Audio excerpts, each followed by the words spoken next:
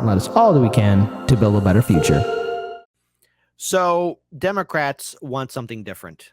Democratic voters are demanding something new, and they are not impressed with the overall performance of the Biden-Harris administration. While these numbers, again, are for this month of June, it's already showing that Biden does not have such a strong lead. Now, of course, the numbers are looking like in Biden's favor, but voters want something far, far different.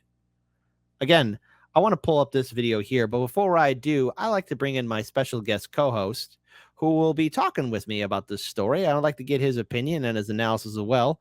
Special shout out to none other than good friend of the show, Pasta Tradula.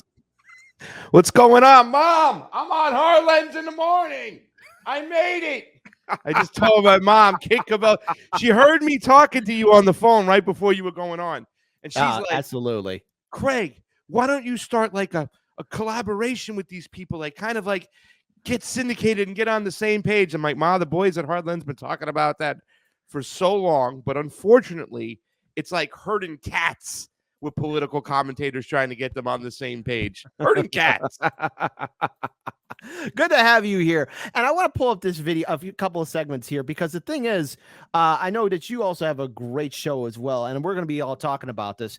This is from our good friend of the show, Case Study QB, who's doing phenomenal work. This is recent polling data showing how voters are feeling. There's Biden at 58%, Kennedy at 15%, Williamson at 6%, but there's a 20% that is undecided. And already now we're seeing the numbers dwindle for Biden and increase for RFK Jr. and Marianne Williamson. Now, I said to the viewing audience, look, I'm not voting Democrat, I'm not voting Republican, but there's no denying it that Democratic voters are not impressed with the Biden-Harris administration.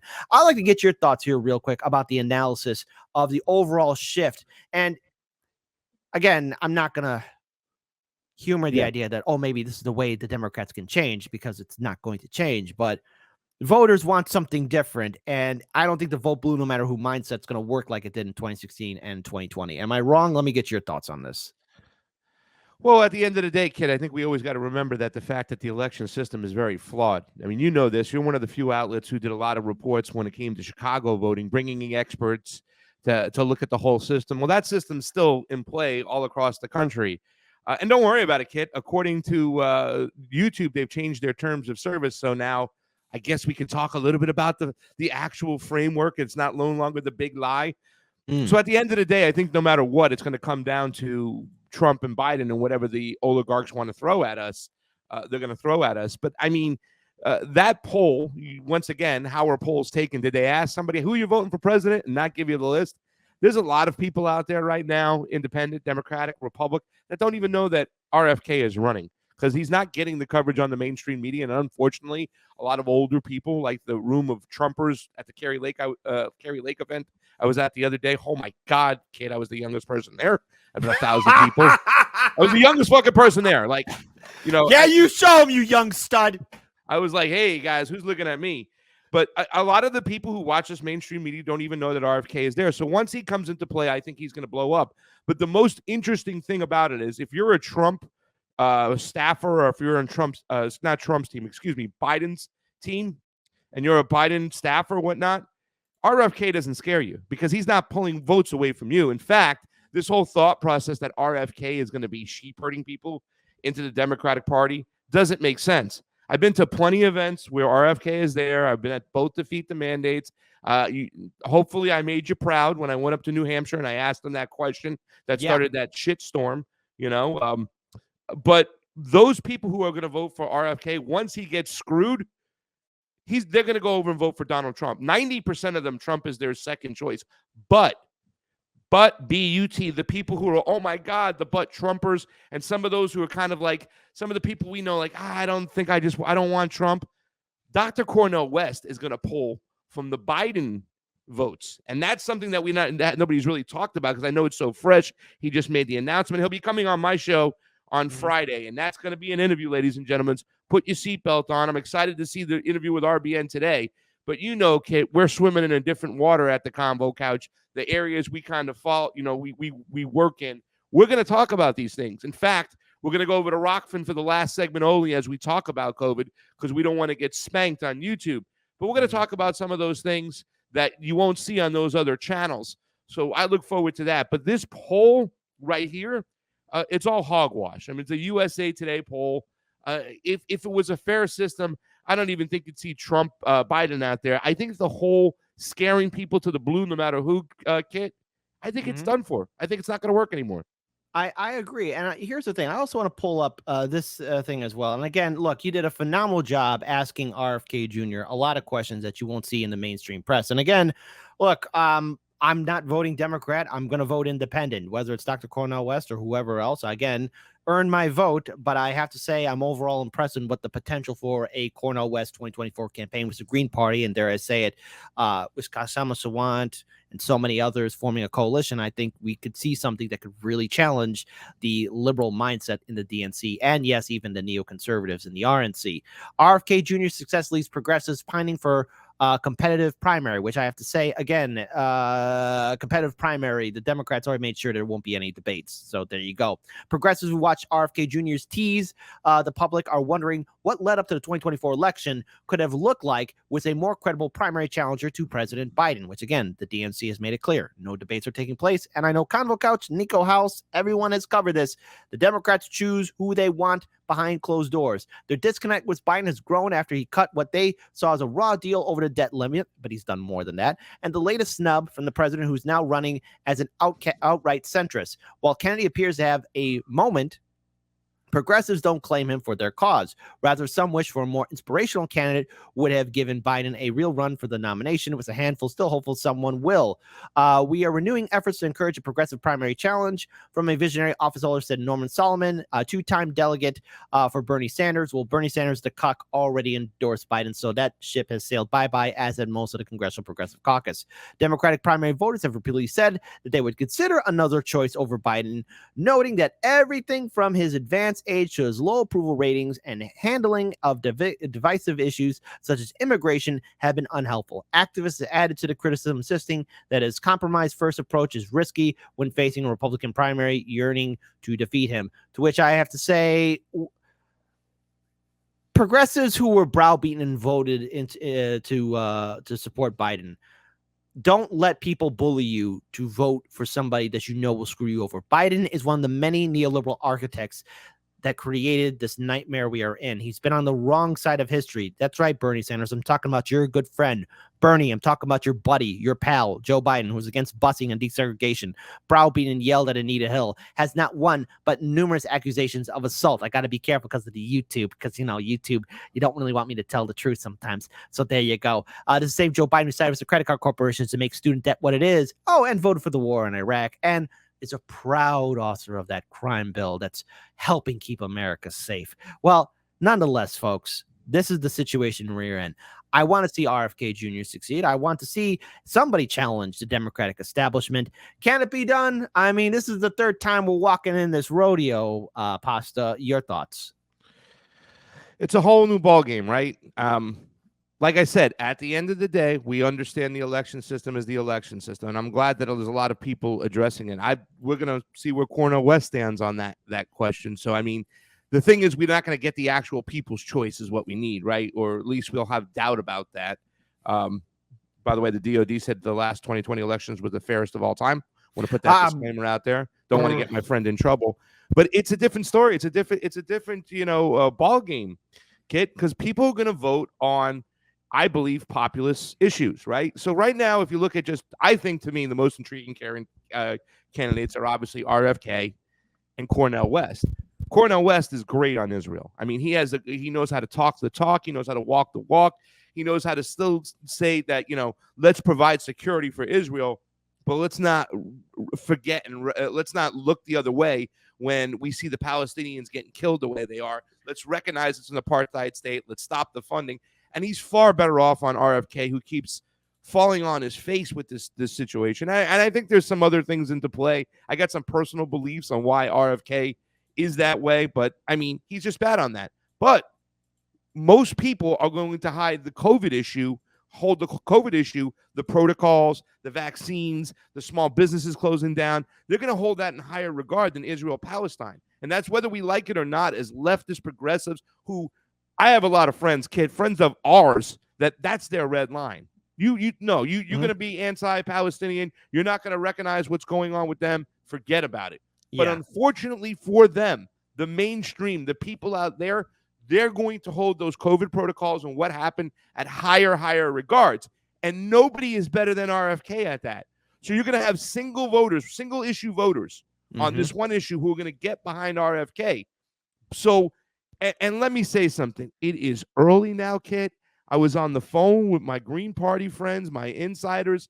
Stuff is going crazy there. I was excited. I was giddy yesterday after he made that announcement. He's going into the Green Party. I was getting calls left and right. There's so many things that can happen from now into this election. There's so many, you know what I'm saying? Don't count any possibility out. Don't count any possibility out either.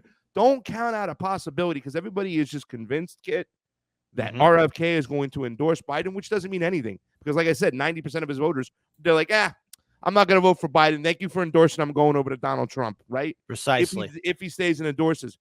But he hasn't said if he's going to run third party or run independent once he gets screwed.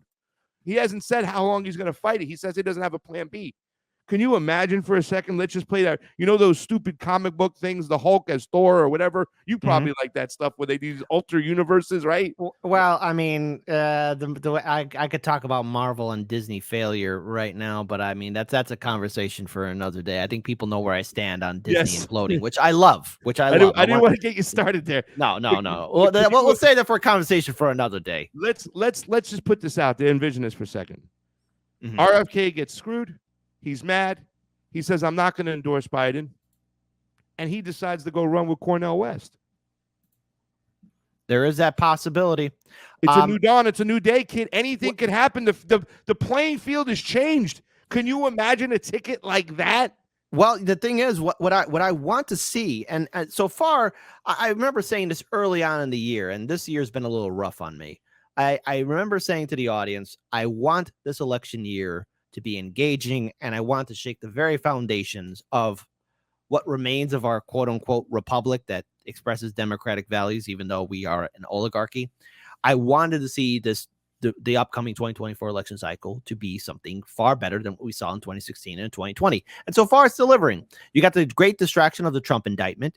You have RFK Jr., while he is part of the Democratic establishment, challenging Democratic establishment. And if he truly does, as you say, maybe not toe the line like how Bernie Sanders did, then we have an interesting conversation. Anything can happen. And then, of course, I want to see the success of Dr. Cornel West and the Green Party coalition that him, Chris Hedges, Jan Baraka, Kshama Sawant are all going to be building together. I want to see that succeed. I want to see that happen. I also hope that the Libertarians could get their act together, too. I want this to be a robust election cycle. And we're still in 2023. 2024 is still far down that road. But I think the one thing we do want to see is the need for debates to happen. And these debates need to take place. The DNC, they could keep on hiding old man Biden as much as he can. But I've had 4 family members suffer from Alzheimer's and dementia. Biden is showing the signs. If he is truly strong as the vote blue, no matter who, or mainstream media say that he is, then he needs to be speaking like how Trump is speaking to his supporters. He's there speaking coherent sentences and is showing up in town halls and rallies and events, and he's inspiring his people. Dr. Cornel West can speak at events, rally his people. RFK Jr., and yes, to an extent, Marianne Williamson, well, even though she probably doesn't have a whole lot of followers, at least they're able to say coherent sentences and rally their supporters.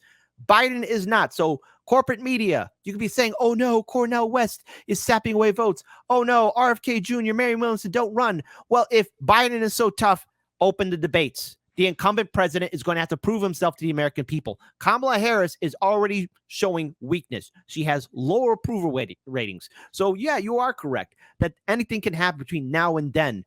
But already the playing field is changing and there is weakness, so much weakness in the Biden-Harris administration. I said that this was going to take place in 2020, that this administration was going to be weak. Everybody called it out. And think about it, Pasta. You, me, Your crew at Convo Couch, Nico House, Jimmy Dore, everybody has been vilified. Shout out to the crew at Indy Left too. Get Indy News. We've all been vilified in saying there's weakness in the Biden-Harris administration, and already we're seeing with the uprise of RFK Jr. gaining a lot of support, Dr. Cornel West and his coalition gaining a lot of support, Donald Trump out there.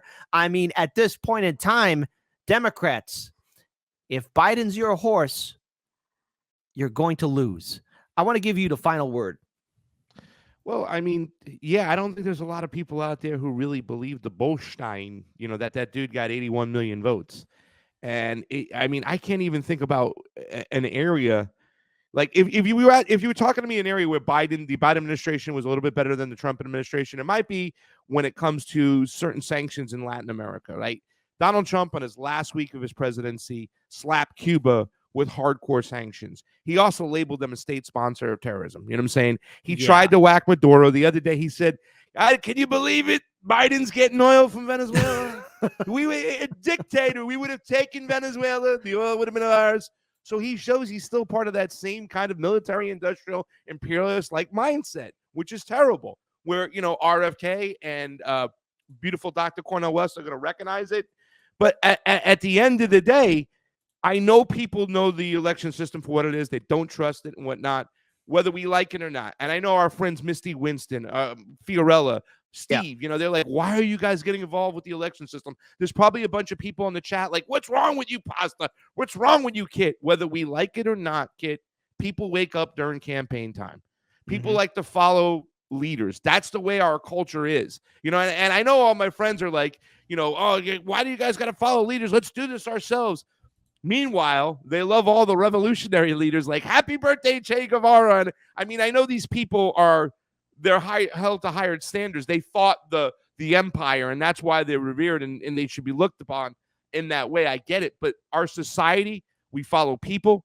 They awake when there's campaigns. Most of the country is politically asleep until these campaigns come around. So we use these campaigns as opportunity to coalesce and talk around issues. And that's what we need to do. There could be a lot of coalescing. You mentioned the Libertarian Party.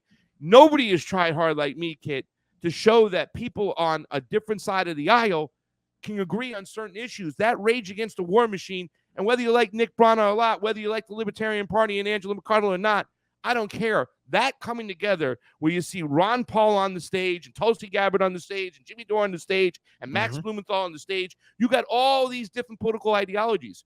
Well, that's what I'm hoping we see this campaign season as it comes around. And Kit, you can count on me to get out there with a microphone. You know what I'm saying? A lot of people are like, why'd you leave the morning show? You and Steve were so much fun. I said, I love doing it. I had a great time. But you know how I am. And old school hard lens media. Grab that microphone and get out there because I want to see what's going out there. I want to be where the people are at. And if it's a campaign and election season when the people come around, so be it. We can't change that. We can't force them to think outside the campaign season if that's what they're attracted to or if that's when they come around. We got to embrace it. That's the battlefield we're on. So I'm looking forward to a crazy, great campaign season. And keep your mind open, Kit. Anything can happen. No, absolutely. Well, not only can anything happen, but again, that's here's the thing.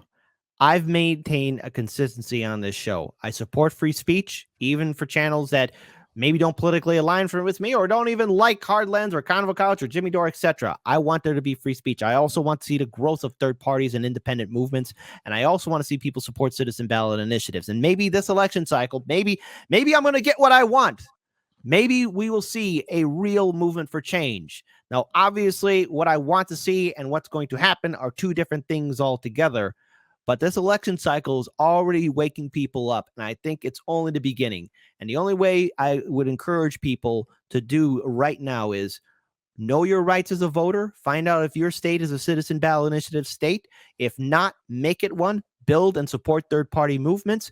And I know a lot of people are burnt out by electoral politics. Now, I'm going to vote independent because that's what I'm going to do.